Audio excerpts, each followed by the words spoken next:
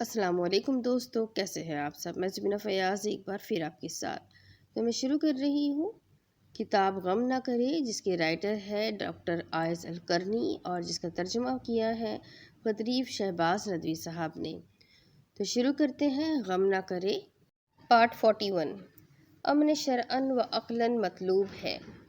یہی وہ لوگ ہیں جنہیں امن ملے گا، وہی راہ یاب ہے، وہ جس نے ان کو بھوک کے وقت کھلایا اور خوف سے مامون کیا۔ کیا ہم نے ان کو محفوظ مامون حرم نہیں دکھا رکھا ہے؟ وہ جو شخص اس حرم میں داخل ہوگا مامون ہوگا، پھر اسے اس کے محفوظ ٹھکانے پر پہنچا دے۔ وہ آدمی جو اپنے آشیانے میں چین سے رہے، بدن میں صحت ہو اور دن بھر کی روزی اس کے پاس ہو، تو گویا اسے دنیا تمام دولت کے ساتھ مل گئی۔ تو دل کا امن یہ ہے کہ اسے معرفت حق پر یقین و اطمینان حاصل ہو اور یقین سے پرے ہو، یقین سے پر ہو۔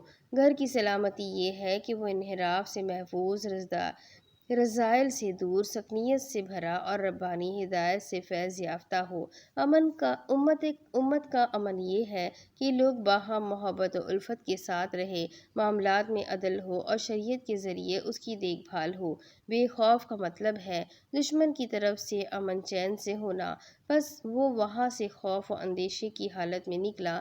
ان سے خوف نہ کھاؤ، مجھ سے ڈرو اگر تم صاحب ایمان ہو۔ ڈرنے والے کو راحت نہیں ملتی، ملجت کو امن نہیں، اور کوئی بیمار داد عیش نہیں دیتا۔ بقول شاعر، عمر کیا ہے صحت، بقدر کفاف روزی، یہ دونوں نہ رہے تو سمجھو عمر چلی گئی۔ بخدا دنیا کتنی منحوس ہے، ایک جانب سے صحیح ہے تو دوسری جانب سے فاسد ہے۔ مال آتا ہے تو جسم میں بیماری لاحق ہوئی، تندرستی ملی تو اور مصیبتیں ٹوٹ پڑی، معاملات ٹھیک ٹھاک ہوئے تو موت آ گئی۔ شاعر عاشی نجد سے نکلا کہ رسول اکرم کی مدح کرے اور اسلام لے آئے۔ راستے میں ابو سفیان مل گیا اور پیشکش کی کہ وہ سفر چھوڑ دے اور گھر واپس چلا جائے تو 100 اونٹ ملیں گے۔ اس نے 100 اونٹ لے لیے اور لوٹ گیا۔ ایک اونٹ پر سوار ہوا جو اسے لے کر گر گیا، سر کے بل گرنے سے گردن ٹوٹ گئی اور بے دین و دنیا زندگی سے چلا گیا۔ ہاں، جو قصیدہ اس نے رسول اکرم کو سنانے کے لیے تیار کیا تھا وہ بہت عمدہ تھا۔ اس میں وہ کہتا ہے، جوانی، بڑھاپا، غربت اور ثروت مندی، بس زمانہ اسی طرح چلتا رہتا ہے۔ اگر تم تقویٰ کا زاد راہ نہ رکھو گے اور موت کے بعد ایسے لوگوں سے ملو گے جو زاد راہ لے کر گئے ہیں، تو تمہیں اس کے جیسا نہ ہونے پر اور اس پر کہ جو وہ دیکھ رہا تھا تم نے نہیں دیکھا ندامت ہوگی۔ دنیاوی بڑائی زائل ہو کر رہے گی۔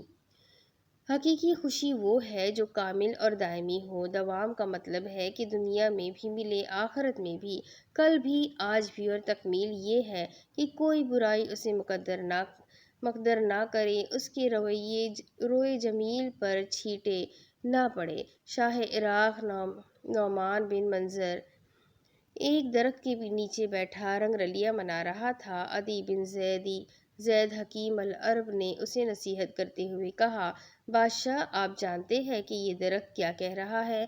بادشاہ نے پوچھا، کیا کہہ رہا ہے؟ عدی نے یہ شعر پڑھے، ہمارے اطراف میں بہت سے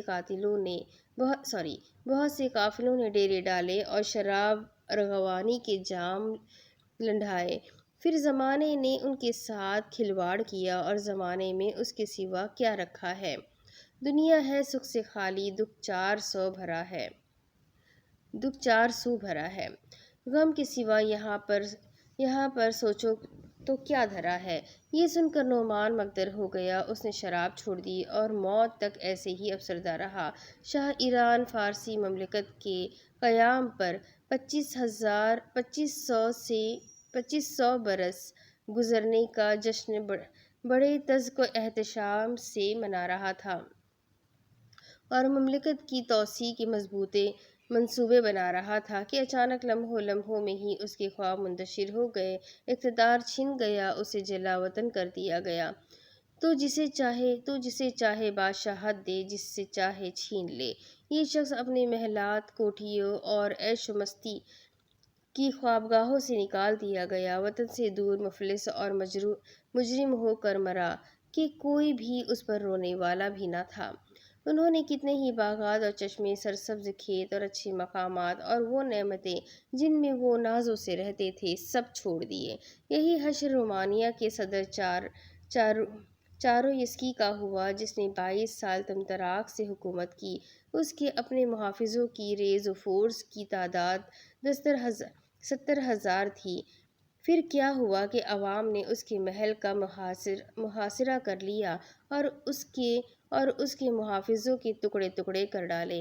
اس کا کوئی مددگار نہ تھا جو اللہ سے اسے بچا لیتا، نہ ہی وہ خود کو بچانے والوں میں ہو سکا۔ وہ دنیا و آخرت دونوں سے گیا۔ اسی طرح فلپائن کے صدر مارکوس کا قصہ ہے۔ اس کے پاس ملک کی صدارت، مال، دولت، سبھی کچھ تھا، لیکن اس نے اپنی قوم کو خوب ذلیل کیا اور سخت اذیت پہنچائی۔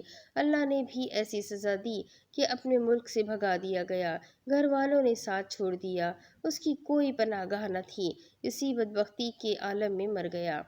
اس کی قوم نے دفن کرنے کے لیے اسے 2 گز زمین بھی دینے سے انکار کر دیا۔ کیا ہم نے اس کی چال اکارت نہیں کر دی؟ اللہ نے اسے دنیا و آخرت میں شدید عذاب دیا۔ ہر ایک کو اس کے گناہ کی وجہ سے ہم نے پکڑ لیا۔ فضائل کا اکتساب، خوشحال زندگی کے معراج۔ جو بندہ سعادت، امن اور راحت چاہتا ہو، اسے چاہیے کہ فضائل کے حصول، صفات حمیدہ اور اچھے اعمال کے حصول کی کوشش کرے، اپنے لیے نفع بخش چیز کی حرص کرے اور اللہ سے مدد چاہے۔ ایک صحابی رسول اکرم سے جنت کی رفاقت چاہتے ہیں تو آپ فرماتے ہیں، اس کے لیے میری مدد یوں کرو کہ زیادہ سے زیادہ نمازیں پڑھو، جتنے بھی سجدے کرو گے اس کے بدلے اللہ تمہیں ایک درجہ بلند کر دے گا۔ ایک دوسرے صحابی خیر کے ایک جامع باب کی درخواست کرتے ہیں، اس سے فرماتے ہیں، تمہاری زبان مستقل اللہ کے ذکر سے تر رہے۔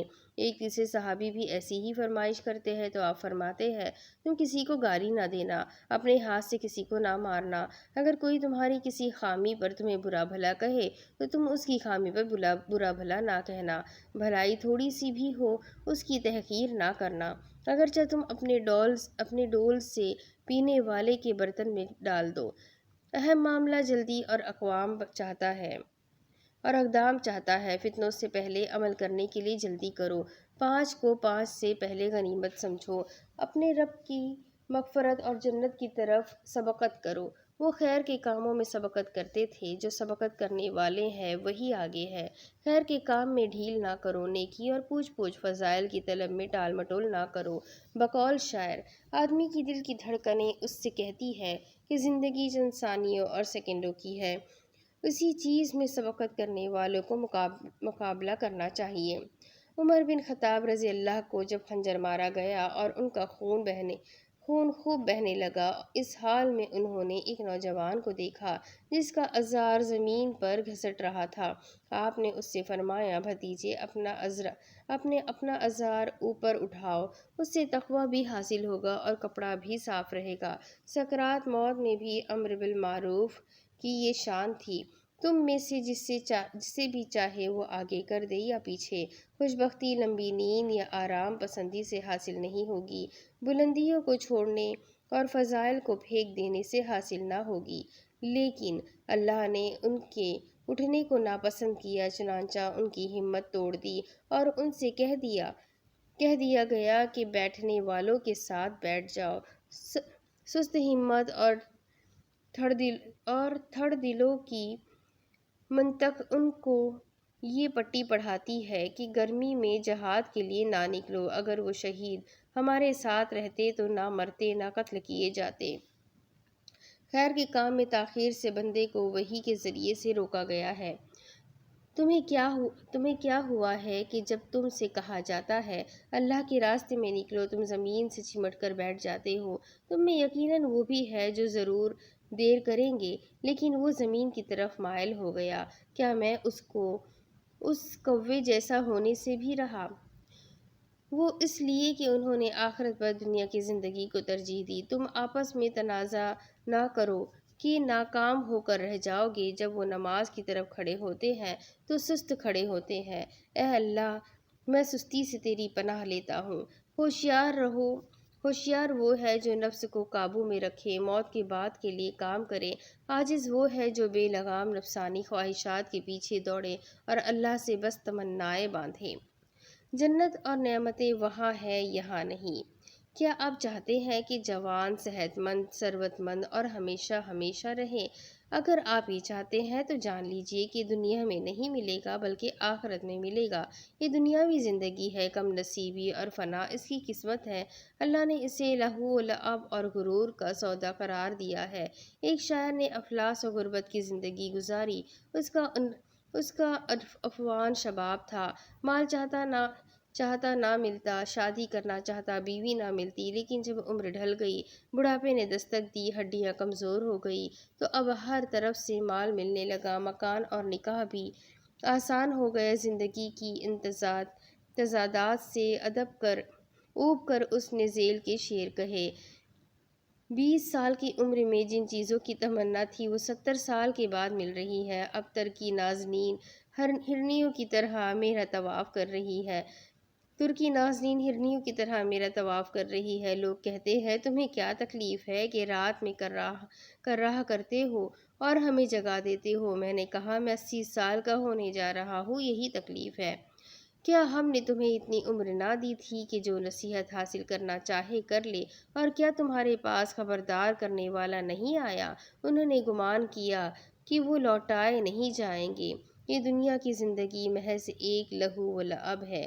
در حقیقت دنیا کی زندگی کی مثال اس مسافر کی سی ہے جس نے ایک درخت کے نیچے آرام کیا، پھر اٹھا اور اسے چھوڑ کر چل دیا۔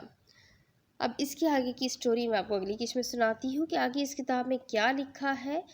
یہ جاننے کے لیے میرے ساتھ بنے رہے، چینل کو ضرور سبسکرائب کر لیں، بیل آئیکن کو ضرور دبا دیں۔ ایسی اور کتابیں جو آپ جانتے ہیں تو مجھے کمنٹ باکس میں اس کے متعلق ضرور بتائیں، میں آپ کو پڑھ کر ضرور سناؤں گی اگر آپ سننا چاہتے ہیں۔ تو ملتے ہیں اگلی ویڈیو میں، تب تک کے لیے اپنا خوب سارا خیال رکھیں، ویڈیو کو ضرور لائک کرتے ہوئے جائیں اور مجھے بھی دعاؤں میں یاد رکھیں۔ اللہ حافظ۔